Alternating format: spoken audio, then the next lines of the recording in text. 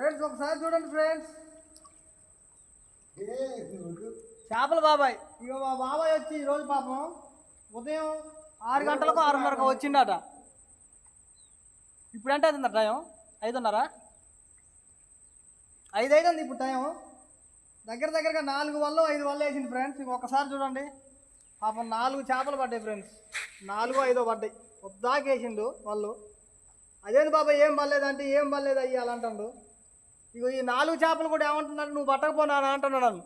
ఈ 4 చేపలు ఎందుకులే నాన్న, నువ్వు పట్టకపో, పులుసు పెట్టుకో అంటాడు. సర్లే అని చెప్పి నేను తీసుకుపోదాం అనుకుంటున్నా.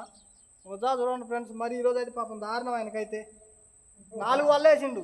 ఆ కాణాలు ఒకటి, ఆ కాణాలు ఒకటి, ఇగో ఈ కాణాలు ఒకటి. ఇగో ఇది కూడా ఏం చేస్తుందంటే చూపిరట ఒకసారి. ఇది కూడా ఏం చేస్తాడు, అక్కడ నుండి లేపుకుంటూ వస్తాడు. దాంట్లో కూడా ఒక్క చేప కూడా లేదు. ఈరోజు మరీ దరిద్రమే నాన్న అన్నాడు. సర్లే బాబాయ్ అని చెప్పని అంటున్నా నేను కూడా. నువ్వు వీడియో తీయక నానా అంటాడు. వీడియో తీయక నాన్న వద్దులే అంటే అదంతా ఏముండదులే బాబాయ్, సరదాగా నేను వీడియోలు పెడతా ఉంటాను నేను, అదంతా ఏముండదులే అంటే సర్లే నాన్న అంటాను. ఒక్కోసారి ఎట్టుంటుంది ఫ్రెండ్స్ పాపం.